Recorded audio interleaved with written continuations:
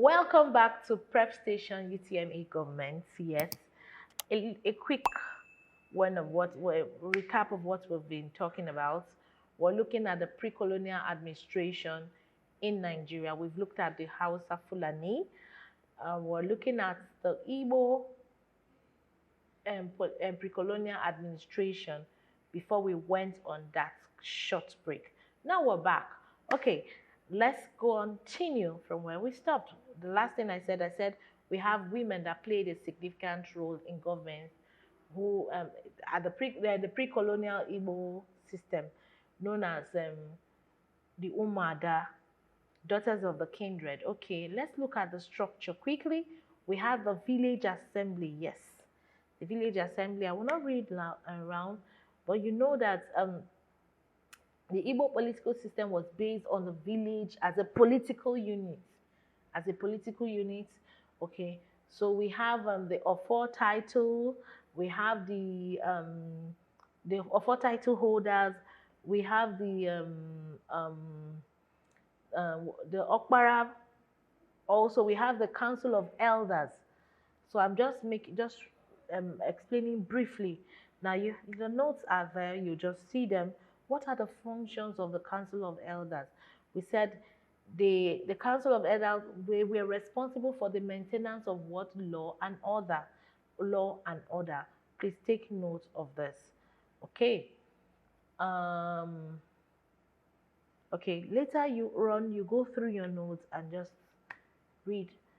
And let's look at the Yoruba pre-colonial administration. The Yoruba pre-colonial administration. Okay. Here we're looking at the old Oyo Empire. The old Oyo Empire. Now, a brief one. The old Oyo Empire regarded the king as Alafin. It's called Alafin. There are some questions that there are some government questions that you see, they will say Oba is still correct. If they say Oba, it's still correct. If you see Alafin, it's still correct. Now, looking at the emir in Hausa Fulani land, he was an absolute monarch, but the Alafin was not an absolute monarch. He was a constitutional monarch. He was a constitutional monarch, and he wasn't an autocratic leader, a ruler. There were checks and balances that helped curtail his powers so that they are not abused. Yes, there are checks and balances that help to curtail his powers. We have let's look at one or two features of the Yoruba political system. The size of the political system was a large one. Old Oyo Empire was actually very large, yes. So it was large. Two, there was a system of checks and balances to see that the Oba does not abuse the powers he has. So let's look at the next one. The structure of the political head. We are looking at the structure of the pre-colonial Yoruba system. The political head was the Alafin or the Oba. He was the political head of the empire. And he was chosen by the Oyomesi, the Council of Oyomesi. Who are the Council of Oyomesi? The 7 hereditary kingmakers. The 7 was hereditary kingmakers. The Council of Oyomesi was headed by who? The Bashorun. Bashorun happens to be the prime minister of the empire. The prime minister of what? The empire. The prime minister of the empire. We also have the Aremo. The Aremo happens to be the eldest son of the Alafin. The eldest son of the Alafin. Please read up later. Okay, read up later. Now, I like this other part. Let me read it. It says the Oyomesi, the Council of Oyomesi, said they were the 7 hereditary kingmakers in the empire. That means they were noblemen headed by the Bashorun. Their duty was to install a new Alafin when the ruling one dies, or to remove the Alafin. They also assist the Alafin in the administration of what? The empire. Please take note of this. Okay, we have the provincial governors, the Bale or Oba. You know this one. And each province was ruled by Ajale or Oba. Take note of this. We also have the army, the Ara Ona Kankafo. The Ara Ona Kankafo, okay, which was the head of the army. The head of the army. Take note of this. Then we have the Ogboni Society. The Ogboni Society. You see how structured, organized the old Oyo Empire was. Take note. So we said it's a secret society headed by the Olowu. It was headed by who? The Olowu, yes. And they check, one of the duties of the Ogboni society is to check the excesses of the Oyomesi. Yes, check the excesses of the Oyomesi, such as their rejection of an Alaafin. Remember, if an Alaafin has been rejected by his people, he's presented an empty calabash, which means that he must do what? Commit suicide. One of the duties of the Ogboni society is to also maintain and preserve the cultural duties of the people. Okay, let's go. Okay, you read up all this. Now let's go to our question quickly. The pre-colonial Yoruba system as a whole can best be described as dash. The answer is C, highly centralized. It's highly centralized. Please take note of this. Let's go to our next question. In the pre-colonial Hausa system, the Madawaki performs the function of dash. I've told you that you need to know their names and their functions. So you tie the name to it. To tie the name to what? To its function, to the function. So he is the commander of the army. The Madawaki is the commander of the army. Take note of this, please. In the old Oyo Empire, the Ajale is dash. He ensures the good governance of the district. Ensures the what? Good governance of the district, please. Okay. One of the methods used to oust an erring Oba in the Yoruba tradition is dash. That is, we're saying if an Oba has been rejected by his people, well, how do we say? What does he do? What does he do? He is forced to commit suicide. I told you, he is forced to commit suicide. They present an empty calabash. When that empty calabash has been presented, he knows that he needs to do what? Commit suicide. Okay. Okay, let's go. The western zone of the Sokoto Caliphate is dash. Remember we said it had two headquarters, Gwandu and Sokoto. So the answer is what? Gwandu. Gwandu. Gwandu. Sokoto is to the eastern zone, Gwandu is to the other zone. Take note of that, please. Some pre-colonial Nigerian society are described as dash. Stateless. Described as stateless because A, they had no formal governmental institutions. Yes. The Igbo pre-colonial society was described as stateless. Some say acephalous. Yes. Acephalous. Don't forget. So the answer is what? A. A. In pre-colonial Nigeria, the Northern Emir did not use one of these as his head official. Who is the Waziri? Remember, the Waziri is who? The Prime Minister. The Galadima, remember? The Madawaki, head of the army. Talawaka. Who is Talawaka? The commoner, the common people. He didn't use the Talawakas were not used at that time because they were commoners. They were the ordinary people. Understood? Do you understand now? Good. Okay.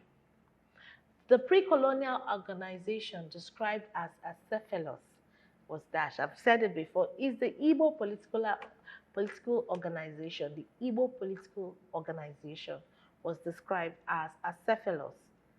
Okay. A predominant feature of the pre-colonial governance system was dash. the customary laws were prevalent. Yes, customary laws were prevalent in pre-colonial Nigeria. You can see the Hausa, the Igbo, the Yoruba, the Hausa Fulani, the Igbo, the Old Oyo or the Yoruba system. So the laws of the land had grounds. They were fully obeyed. That's what we're trying to say here. Okay. The non-stratified society in the pre-colonial era was that of the dash. It is C, that of the dash, where decisions were made. C, Hausa Fulani, where decisions were made by the emir. Decisions were made by the emir. So please, the answer is C. The answer is C, not Okpara. Okpara is not Okpara or the Igbo by consensus or Yoruba or your mercy. No, please take note of this. Okay. The head of the district in Hausa Fulani Empire were the dash. Remember I told you, head of the district, the Hakimi. Remember the Hakimi?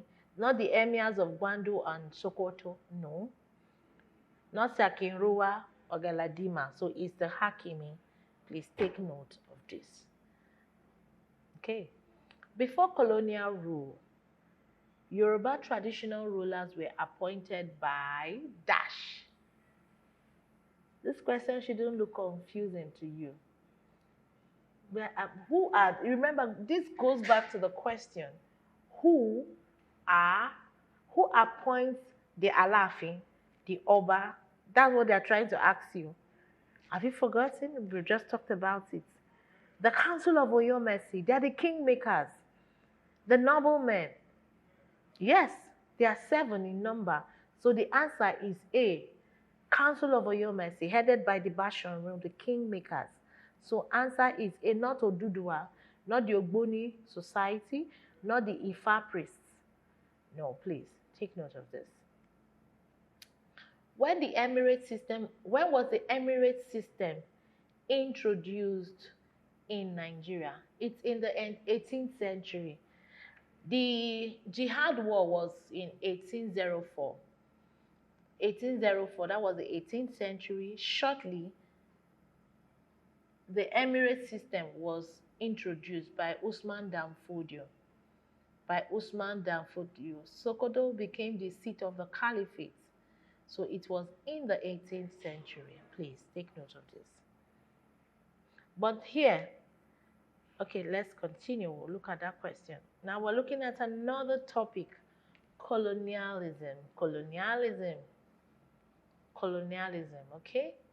Let's define colonialism. Let's look at the first paragraph we have here. It says, colonialism may be defined as an imposition of a more developed culture over a less developed one, backed up by expansionists and economic adventure. Yeah. Nigeria was colonized by the British. Yes. So let's look at another definition. It says it may also be defined as a forceful ruling of one country by another country imposing their will on another country, taking their rights. So take note of this. It is the extension of political control of one powerful nation over a weaker nation. One powerful nation over a weaker nation. And we said colonialism is sometimes called imperialism. It's sometimes called imperialism. Let's go. Okay. The first British attempt to set up a formal government in Nigeria was in 1900. Yes. By 1900, what is known as Nigeria was made up of 3 separate administrative areas or units, namely Colony of Lagos, Protectorate of Northern Nigeria, Protectorate of Southern Nigeria. Okay. Lagos became a British colony in 1861. 1861, Lagos became a British colony. It was conquered, I think, in 1851 and became a British colony in 1861. Okay, so Lord Frederick Lugard in 1914 did what? The amalgamation of northern and southern protectorates was brought together to form a single colony called Nigeria. Remember when we celebrated the centenary celebration in 2014? Yes. So just to make you understand what I'm saying rather. Okay. Now, it brings us to the topic of indirect rule. Remember indirect rule? Okay, let me break it down. Indirect rule simply means the system of government the British used in carrying out administrative activities. In fact, in ruling her colonies, which is making use of traditional rulers. Making use of what? Traditional rulers. They made use of traditional rulers, local chiefs, and all that. Yes. So it was seen as a less expensive system of government, a less expensive administration, where you carry out day-to-day activities using traditional rulers. So they thought it wise. Before indirect rule was brought into Nigeria, it had already been tried somewhere else in India, and it was successful. Lord Lugard is regarded as the father of indirect rule. So he said, let's bring it here to Nigeria. It's like, look at the features. It says, indirect rule used the existing traditional system of administration. It recognizes the status of the traditional rulers. So you can see it. So please later you go through the notes. Let's go through our questions. We have questions from indirect rule. Okay, it says the organization of British colonial rule in West Africa. Which of these was the lowest level of government and administration?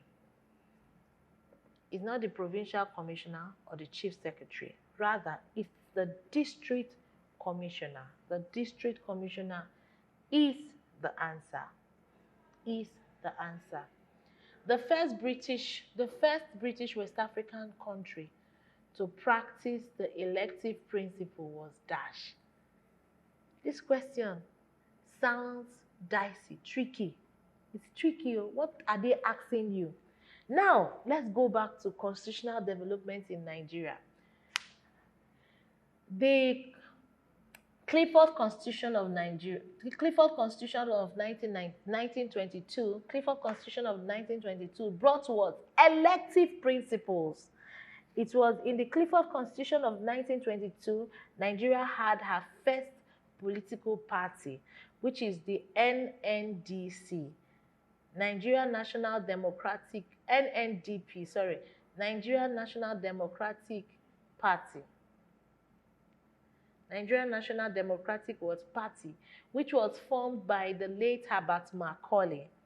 Herbert Macaulay happens to be the maternal grandson of Bishop Ajayi Crowther. Yes, that party, this constitution gave room for elective principles. That party was formed in 1923, a year after the Clifford Constitution of 1922. So in this question here, Nigeria is the answer. Nigeria had her first political party in 1923. So elective principles, please take note of that. Okay, we'll be going for another short break. I hope you find this educative and you're learning a lot of things. Reminding you may have known, you already know, reminding you of what you already know. So please, we'll be going for another break. Stay, be good, and I'll be back shortly. Take care.